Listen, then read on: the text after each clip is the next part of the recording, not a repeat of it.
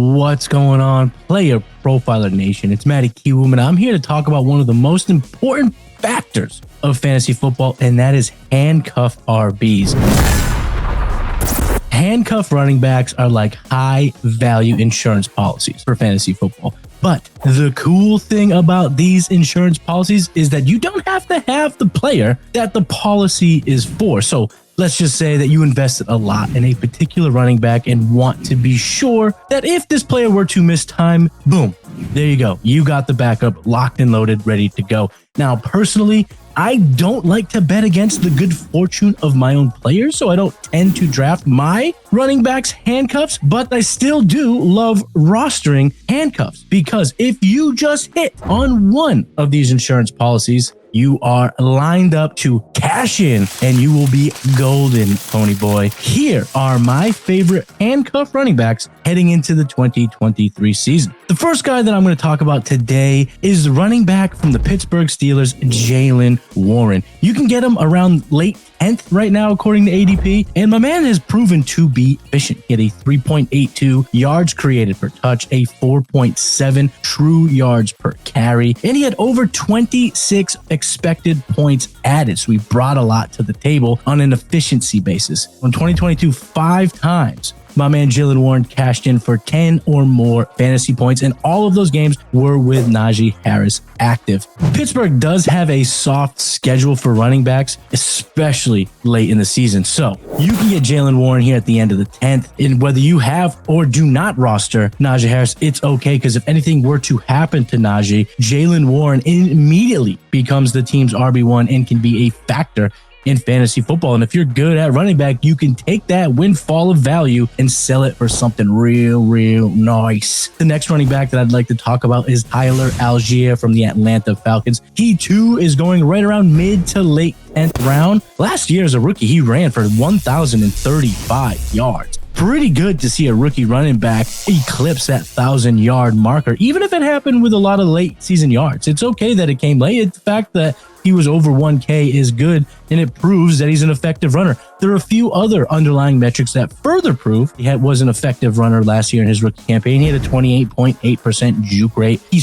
evaded 65 tackles, and he had 13 breakaway runs. Those are very good and very encouraging metrics. The Atlanta Falcons love to hashtag establish it. They established the run more than anybody. Last year, the Falcons finished first in team run plays per game, even with the addition of Bijan. Tyler Algier might have a little bit of standalone value. I wouldn't say that he's going to be a reliable player week in and week out. If Bijan were to miss some games, I'm not saying he's going to. I'm not putting that on the universe. I'm just saying that in some weird, bizarro scenario where Bijan does not suit up on a particular game, whether that be Sunday, Monday, Thursday, or Saturday, Tyler Algier will be in line to get a whole bunch of carries. And he's proven, like I said, in his rookie year that he can handle the workload and he can be a productive runner. Furthermore, the Falcons have the second easiest Week 17 matchup, according to last year's fantasy points surrendered to running backs. So if you draft him at the end of the 10th and decide to wait it out and Bijan can't make it for Week 17, boom, you might have a top 10, top 12 running back that week in the most important matchups.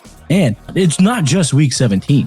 The Falcons have the 5th softest running back schedule weeks 15 through 17. So the entirety of the fantasy playoffs is primed to absolutely smash for running backs for the Atlanta Falcons. So if you do roster Bijan, good for that. But for the people who don't roster Bijan, or the people who do, get yourself some Tyler Algier. That insurance policy might be one of the most lucrative ones in fantasy this year. The next running back I'm going to talk about is another guy who is going in the early to mid part of round 10. So round 10 is looking like that sweet spot to get these handcuffs. And I'm talking about the running back from the 49ers, Elijah Mitchell. He's running back 2, and he's really only behind Christian McCaffrey. I know that's a pretty big mountain. That's a big hurdle. CMC's the guy there. He still might be the best running back in all of fantasy this year. But if he were to miss time, and he has missed time over the last handful of years, all of a sudden Elijah Mitchell steps into a very spicy role. And in this role on this team, he's proven that he can be a very good fantasy asset. As a rookie, he scored 15 15 points a game. Kid's super athletic, 96th percentile 40-yard dash, 87th percentile speed score, 89th percentile burst score,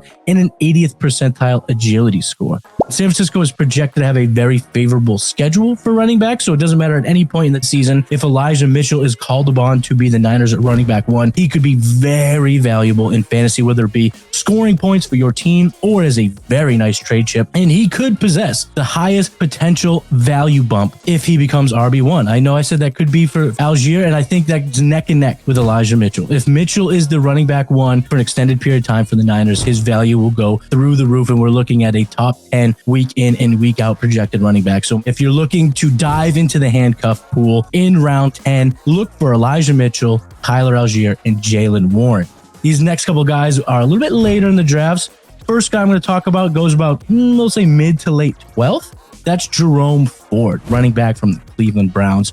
There's really not a whole lot to sink your teeth into when it comes to Ford, but he does have plus speed. We do know that. 4.46 40, 106.1 speed score. I'm being gracious when I say it's paper thin after Nick Chubb. I mean, Demetric Felton, John Kelly, Hassan Hall. That's terrible. They didn't bring anyone in. They let Dearness Johnson go, Kareem Hunt go. They feel confident in Jerome Ford being the number 2 running back on this depth chart. University of Cincinnati. He posted over 1,300 rushing yards. We haven't really seen him get the opportunities, but if this were the year that he was going to get some opportunities, Jerome Ford is someone I'm definitely looking to target if I'm going the handcuff route here around round 12. Locked on target. Next guy I'm talking about is a bit later, and it's Gus Edwards. Maybe the most boring guy on this list, but I think he's worth monitoring. My man Alan Seslowsky, right? Alan, not Aaron.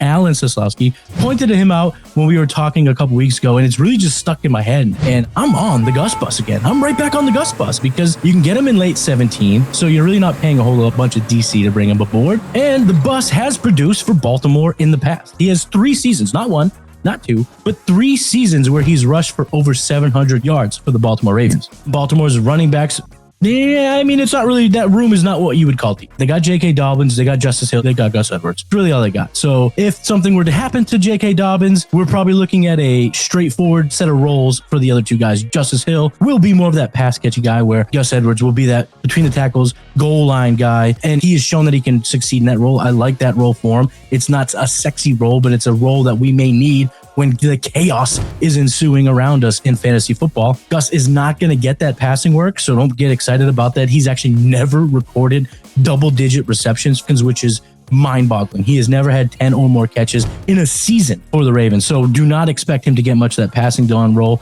but he would get that goal line work if something happened to J.K. Dobbins. So for that reason, in the late 17th, if I'm looking to add some running back depth, some insurance policies that could cash in 2023, give me Gus Bus. The last guy that I'm going to talk about here today in this video is going at the end of round 26, so he's going very late in drafts, and that's rookie running back Evan Hull. He is part of probably the most crowded running back room out of all the players that I've mentioned here, but that's baked into the cost. You're not using a 10 or 12 round pick to get this guy. You're waiting until, round 26, at the end of round 26, to take him here, which is why I'm okay with it. I'm okay that Zach Moss and Dion the Dart is there, because I don't believe that those guys really present a massive hurdle for him to jump over if something were to happen to JT. And in college, Evan Hull displayed that he has a complete skill set. He's 85th percentile college dominator rating, 97th percentile college target share. He's had back-to-back seasons at Northwestern with 30-plus catches, and last year, his final year in college, he had 55 receptions. He's a very well-rounded athlete, 80th or better percentile in 40-yard, speed score, burst score, agility score, and my man also threw up 21 reps on the bench press at the combine. So we're talking about a good all-around athlete, a guy with a skill set that can handle multiple roles on a team. And in my opinion, he is the perfect late round dart throw with massive upside if anything were to happen to Jonathan Taylor. So if you're looking for a little bit of handcuffing, if you're looking to grab some backups here to fill out your fantasy roster, go ahead and target Jalen Warren, Tyler Algier, Elijah Mitchell, Jerome Ford, Gus Edwards, and Evan Hull. I'm Matty Kiwoom. These are the handcuffs, and I will talk to you later. Peace.